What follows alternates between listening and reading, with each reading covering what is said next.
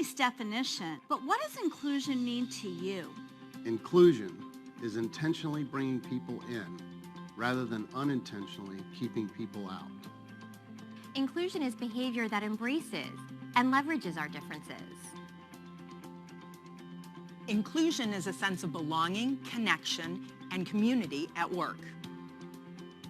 Diversity is being invited to the party, and inclusion is being asked to dance. What does inclusion actually look like in the workplace? It's seeing people that look like me in senior leadership roles. It's recognition that I bring additional perspective and value to the team. Where being my authentic self is celebrated. It means recognizing all holidays, not just Christmas and Easter. It's knowing that my years of experience are celebrated for the value I bring today. Inclusion means recognizing that not everyone eats pork or drinks alcohol. Caring enough to give me flexibility so I can focus on what's important to me. It means not being judged for taking time off to be home with my newborn son.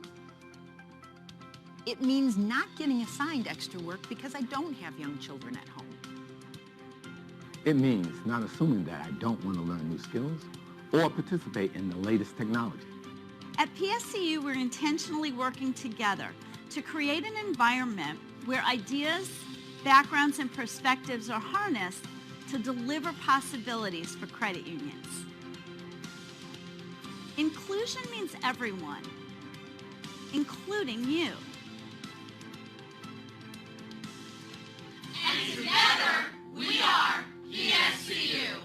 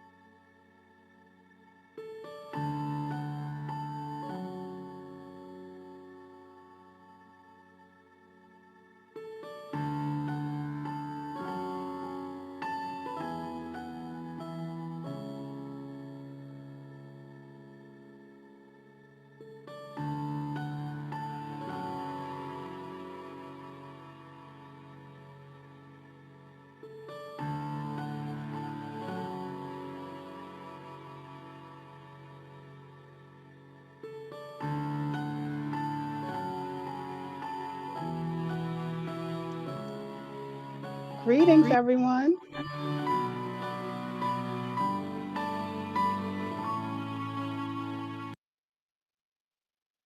Greetings, everyone. I am Ashley Beach Reed. I was affectionately introduced earlier as Queen Ashley, AKA Little Sis by Kevin Martin. And I'm sure you all have heard many stories about how people became passionate about the mission and the organization AACUC. For the sake of time, I won't share. Just know it began with talking to Queen Renee Sattywhite, AACUC's president and CEO. Welcome to AACUC's After Hours Reflections from today's session, Here, Now, Forever, Diversity, Equity, and Inclusion. As we are ending this powerful week of the conference, I wanted to remind you of some of the hashtags: AACUC 2020, AACUC, CTC 2020, hashtag changed. And I wanted to remind you to keep sharing the good news and good work that AACUC is doing. Okay, now, this requires full participation. Place your dominant hand, this is my dominant hand, over your heart. Place your other hand over that hand. Feel the warmth against your hand and take a deep breath.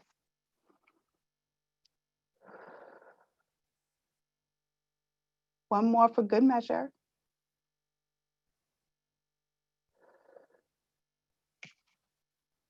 Thank you for breathing with me. Thanks to Visa and Leticia Vaca, co-founder of Urban Catalyst Psychotherapy, who presented on mental health and well-being in the YPS session for that simple exercise for grounding. Next slide. Let's see. Oh. So, today's session. In the conference, we've heard, specifically on this panel, we've heard the word superheroes and champions. I even heard Maurice Smith being called the Black Panther of CUDEI movement, if I'm not mistaken. So, and as correct as those titles for the panelists today were, you are someone's superhero too. So this is the next audience participation. In the chat, share your superhero for change name. Black Panther is already taken. So let's see what we get.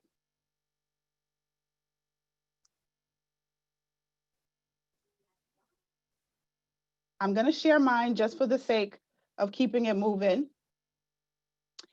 I've come up with my superhero name for change is the Queen Amender. I know I'm corny, it's all right. Oh, okay, Captain Sporter. Shiro name Queen Heart. Oh, I love that. Squirrel Chaser. Okay. Okay, great. I love it, I love it. Warrior Williams, come on, Andrea, I love it. Papa Co-op. All right. See, we're already ready. We're already ready to be the superheroes of change. Let's see if I can get this next slide to come up. Oh, wait, we got more. Go on. Carl the Defender, Queen Lion, Ben Louise Herring. Okay. That's your superhero name. I get it. It's awesome.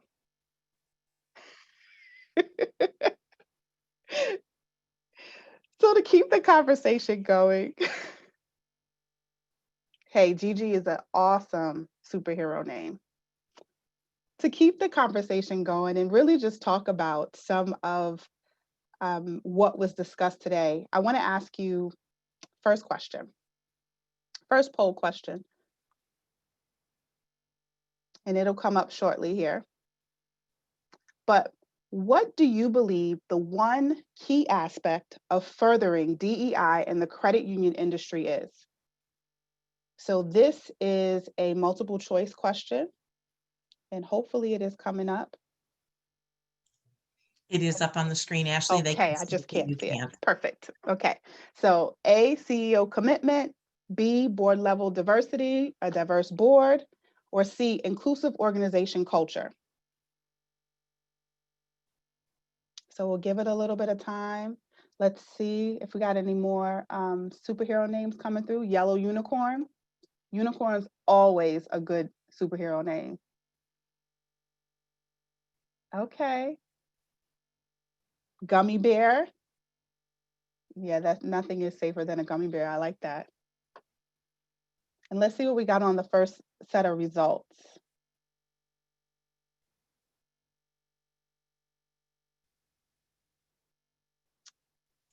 All right, we have a narrator assigned. Miss Angie Daniels is going to come on the line and read out our results for us. Yes. You ready for them now? Yes, please. What do you believe the one key aspect of furthering DEI in the credit union industry? The results show that the 38% was for the board level diversity, a diverse board. Awesome, awesome. Thank you so much for the feedback. So would anybody be willing to, whether in the chat or come off of mute and share why you selected that? I'll jump in real quick. I selected a diverse board, and every single one of those options were critical. I think you need all three, but I don't think it can happen well without a diverse board. You're going to encounter too much tension and too many battles. I think it's got to start at the top. No, I agree. Anybody else want to share? Maybe they selected something different?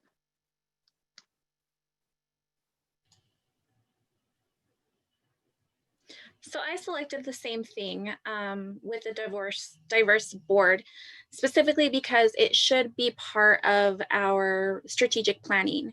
So if they don't put it in there, the higher ups, our executive team isn't going to see it as a priority. So I feel like, just like Craig said, we have to have it in there so that it goes from the top down and everybody gets involved in it, instead of having it broken up into places, like different places at different times. Yeah, I think that even if you had a CEO commitment to it, right, you're going to have a situation where if the board is not on the same page, it may not go anywhere. So I don't disagree. I just wondered what everyone's kind of thought process was on that. That's great. So I'm going to move on to the second question. This came up while in the panel discussion, and it was kind of defined, and I'll wait for I'm going to read the question. Have you ever experienced the frozen middle, and can you relate? So for those who were on, great, awesome. I figured everyone had kind of been in that situation. I know that as soon as I heard the definition, I'm like, I've been there. How do I impact that change in the position that I'm in? So what are some of the things, one of the things that came up earlier that Maurice, I believe, talked about was around identifying those barriers, making them visible in order for you to remove them. So what are some ideas that we can do around identifying those barriers? Because sometimes it's not going to come from, someone higher up. It's going to be that person that's in the middle to truly identify, because you can see it. You're at a different level set. So anybody want to share maybe how we can identify those barriers? I'm going to pull up the chat, see if anybody put any there. I can share. This is Hazel May. Hi, everyone. So mine actually plays along to your first poll question and answer. I actually selected inclusive culture. And the frozen middle is all about that. If there's not an inclusive culture at your organization, there's barriers there that allow people to not engage or to not show up. And you may have, I believe someone else shared this more eloquently than I will right now, that you may have diversity at your organization, but if there's not an inclusive environment, there may not be the opportunity to grow or to share or to collaborate and do all the things that we need in order to have people bring their authentic and best selves to work. And so that's kind of when I think about the work that I do, I'm actually in learning and development and have the wonderful responsibility of enacting DE&I training at my organization. And the constant fear that we hear or the feedback is that there's this fear of saying or doing the wrong thing. And so what we've done is have listening sessions, many different channels of opportunities for conversation, and really practice empathy and active listening. And so those are the things that I think can help thaw that frozen middle, which is, I think, going to be a barrier for not only our credit unions, but the US and the world. Yeah, thank you so much, Hazel May. I really did enjoy that. So one of the things that another one of the points that Maurice Smith talked about was just around with the 8 principles. He talked about making it unambiguous. Oh. And I like that idea, just around them removing the barriers and making it like, let's just make sure that it is very clear. There is no misconception about what we need to do going forward in regards to creating a culture, that inclusive culture that we refer to. So I'm going to go to the last poll question that I have here. And that, what does a country without racism look like? Now, I don't know if we can say it any better than Angela Russell did earlier. So I put some options out there, obviously, what I want you to do, select one of those if anything resonates with you. And if not, put something in the chat. I'm gonna pull up this chat.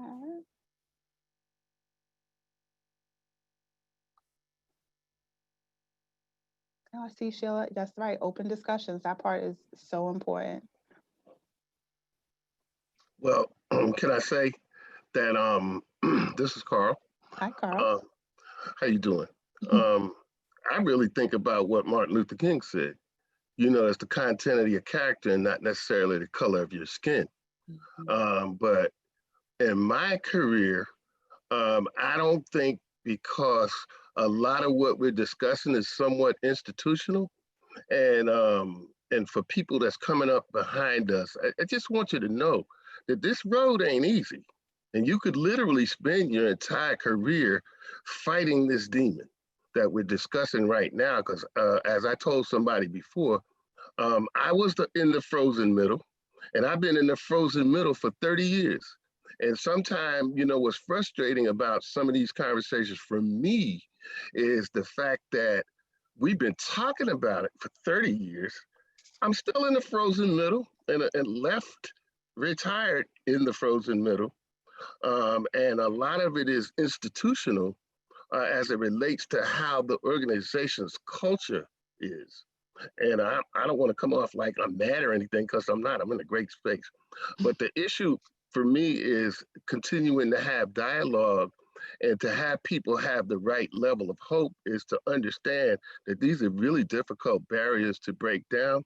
And so a world without racism for me would look like that we don't have it, but we judge people on the content of their character and in their intelligence and their skill set as it relates to moving up in an organization. Because I can tell you, I've been passed over a good number of times in my career, and it's irritated me a whole lot, but I've continued to stay here and stay in the game. So I just want to just kind of add that, because I don't want this to seem like it's such a rosy discussion that you don't really have people that have suffered and felt the pain that I felt over the years, because they marginalize you, they trivialize you, they make it seem like you ain't worth it. If I got an accounting degree and you got an accounting degree, we both got accounting degrees, right?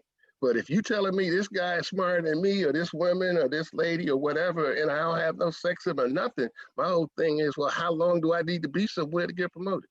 I'll let it go at that. Thank you. No, I appreciate you sharing, Carl. And it's true. I mean, you know, frozen middle can look so different, kind of depending on the situation. It could be a matter of you now have barriers where you're not able to move forward, or you have barriers in reference to you creating the culture that we're talking about within the organization, right? To have more diversity, equity, inclusion. And it does, you know, for some who are new to this conversation and extremely passionate, you know, just started to really get into it, you have this newfound energy, where those who have been having the conversation for 30 years, it may come over because, you know, for them, do you get to a point where you're tired of having it? Is it a conversation that you don't want to have anymore? So I am just thankful for it being a situation where there are people who have come before us, who've identified those barriers, right? And we get to be in a situation where we get to take the torch and continue it going, and know that we have the support of people who have already said this has to change. And you're right, so much of it is a systematic situation. So I wanted to kind of transition into what I think anything after leaving a conference like this, after you've been impacted for these 5 days and really just heard from superstars and have been in a situation where you've been inspired, what is your CTA? What is your call to action, right? What are you leaving here and deciding what is the one thing that you are going to do now? I'm not even gonna say do differently, but what are you gonna do now? Now that you've had the conversations, now that you've had further exposure and you see that there's a support system out here, what is it that you're gonna do now going forward? What's your call to action?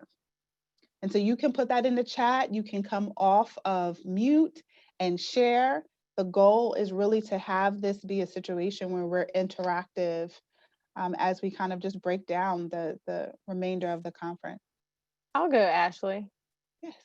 So one thing that I plan on doing, and I actually started right before the conference, is sharing AACUC with others. other people that I'm like, okay, yeah, you need this support. Like, I know you need it because, like Carl said, some of us are really stuck in that frozen middle and there seems to be no way out. And so even though I can't force anyone's hand or change the board or do something drastic, I think about, it was some call we had and it was, what is something small you can do? So by simply inviting some of my colleagues of color who I know needed to hear this, needed to know that there are resources out there, and just kind of chatting with them throughout the conference, and they just, I'm so glad, I'm so glad, I'm so glad, just kind of keep it going, because I know the impact that AACUC has had on me and my confidence, and I would love to see that for others. So that's just something really small. I know some of this is going to be recorded, so even I think Sheila had mentioned, you know, sharing the YouTube videos with people that you think need to hear it. This is just a small way to get started. If you feel like there's not much that you can do, there's always something that you can do, no matter how small. Yes, I love it. I see in here someone's talking about just speak to everyone about AACUC. Continue to share. Someone thanked you for the invitation, Andrea. I think that that part is great. AACU is one bridgeway to confidence through knowledge and power. That's awesome, Janie. Anybody else want to share any of their call to actions? Yeah, I'd like to share. I think for me, the call to action is just like, I've taken this whole conference to be such an invitation to really like use my voice for change, and to like trust that, like, yeah, not everyone of course is going to hear and relate and change, but keep like raising the conversation because it needs to. And like, this is the moment. We keep saying that over and again. This is the moment to raise our voices and keep being courageous and have those difficult conversations that once upon a time seemed impossible. And like, so much of this has been about making the impossible possible. And I feel like so much is possible right now. Yeah. So I'm so encouraged by that. And so my call to action is just don't give up on that. Keep doing the impossible, because we have to. And that's the only choice, really. Thank you, Matthew. And that is really the thing where I love this, Grace, you said to continue to be there for each other. As leaders in our organization, we need to take our staff under our wings. And that's true. Junior staff. Yeah, oh, your junior staff, that's right, under your wing, absolutely. And that's one of the things that I have, so part of just what my journey has been with AACUC, I have found mentors. It has been just a blessing, and my journey started in 2017. And it has just been one that I, like a moth to a flame, I constantly come back because there is so much that I have to learn from this group of individuals.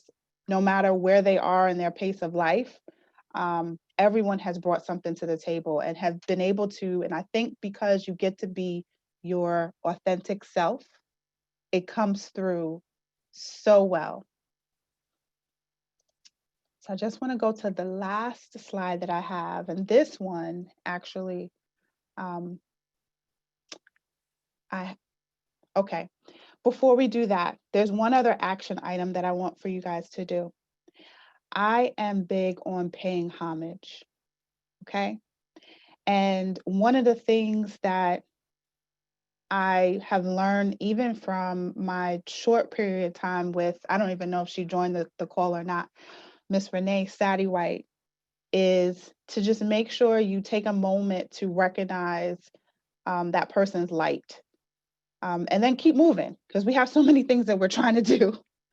And so I want to take an opportunity and pay homage. And so what I'm going to ask for you guys to do is throughout this conference, it may be somebody who is on this call today that you can see in their name in the chat, or it's someone that has been impactful that you need to connect with on LinkedIn. I'm sure everyone has been starting to connect on LinkedIn, but I want you to send them a note, thanking them for whatever they may have done, whatever action happened through the conference that really just resonated with you. So I'm going to take the opportunity to thank Dawn Brewer. And what happened specifically for us was we were on a call, we were on a breakout session, and we were just having a meeting of the mind, talking about what are some things that we could do. as the next level. What's 2021 going to look like for people who have rallied together and said, we want to see AACUC continue to be great? And as we're going through just some options, and we go back to just our general group that we're in, Dawn sends me a message. She's like, hey, I just wanted to let you know, I'm so proud of what you're doing and to continue to move forward. And I see your passion and I recognize it. And that small note, like, re-energized me for the remainder of my week. Like, I wouldn't be able to do this. It's 7:37 here, guys, and I got 2 kids on the East Coast. I'm ready to go to bed. It's Friday. But I wouldn't be as energized if it wasn't for just that moment. So take a moment, and I don't care where you do it. Like I said, it can be private, you can put it in the chat, but take a moment and pay homage to someone. And if you want to, the floor is yours to go through the process of saying it out loud.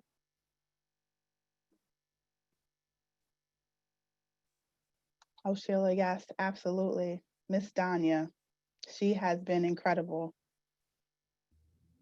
I would like to say thank you to AACUC, Renee, as well as Opal, for inviting the Cooperative Trust and the Crashers into this extremely special space.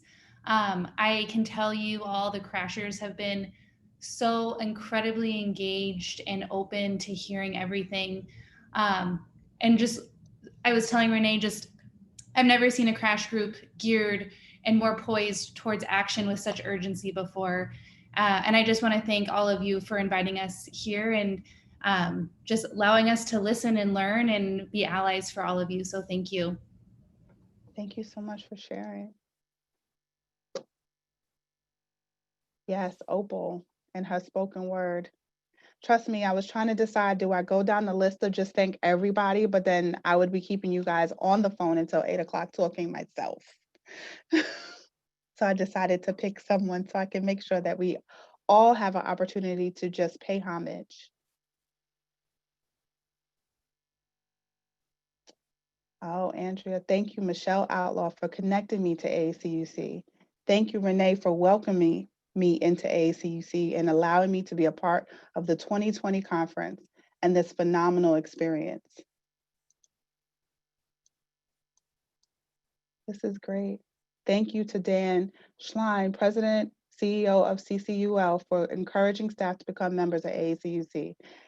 That's where it makes a difference. And that's why it's so hard when we talked about those 3 questions on how do we continue to move the needle, right? Is it the diversity on the board? Is it a CEO?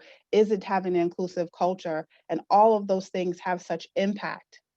Because if you didn't have your leader, right, supporting you and supporting you being involved, how far would you really be able to go? Thank you, Chairman Hood, for sharing that. What some of the things that he shared, it was just like, it spoke directly to me, especially the season that I'm in right now. I'm like, oh, I really need to I took some notes. I was there just typing away, making sure I had some really good notes on what was being discussed. And to the panelists, thank you for taking the time to share with us your wisdom and knowledge. Thank you to Courtney and Andrea for giving me the opportunity to crash. Oh my gosh. Michael, so it says, one person alone does not bring about change, but Renee has led the efforts to make AACUC what it is today. Having been associated with the group since 2001, I have seen the change and the greatness of this organization is due to the hard work and efforts of Renee. Michael Ray, CEO of Georgetown. I'm telling you, I could really keep you guys on the phone talking about her. I don't know if she joined, but absolutely.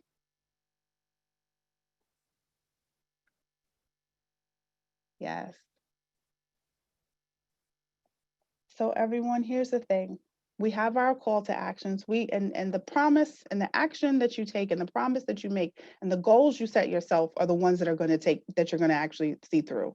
Anything that somebody else sets for you, you're not going to do anything with. But when it's something that means something to you and resonates with your spirit, you will take it to the next level. So your call to actions have already been outlined, right? We have gone through the process of paying homage to those who have really spoken to us. Now it becomes our responsibility to move forward, right? It becomes our responsibility to be someone else's light. And so I just ask that you get to the point where you're able to just take in this full conference, start to get involved, be an active member. If you don't know how to be an active member or you're trying to figure out, trust me, there's someone. Please don't just email Renee, though. I heard that earlier. But there is someone here who can help you to get engaged.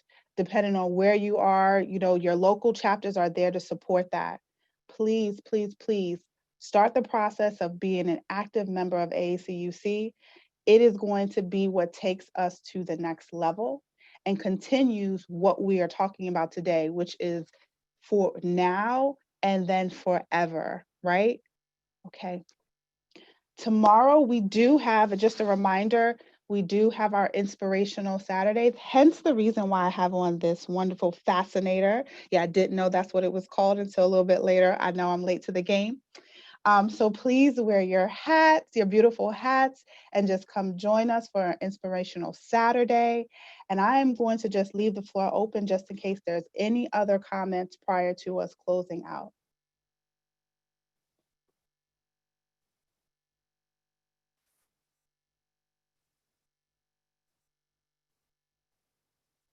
Okay, I just wanted to make sure I didn't miss anyone. Thank you so much. And then I know I have my slide up there. Again, I'm Ashley. I really thank you for the opportunity to even just be in a situation where I'm closing out this dynamic conference session. And I look forward to seeing your faces in 2021, hopefully in person. I am an in-person person. I like to feel people, touch them, see their reactions real time, and not have to worry about my internet going out. But thank you so much for your time and your energy. And I really hope to see you tomorrow, and have a great evening. Bye. Bye. Thank you so much. Thank you. Bye. Thank you. Bye. Thank you, everyone. Thank you. Wonderful job. Thank you.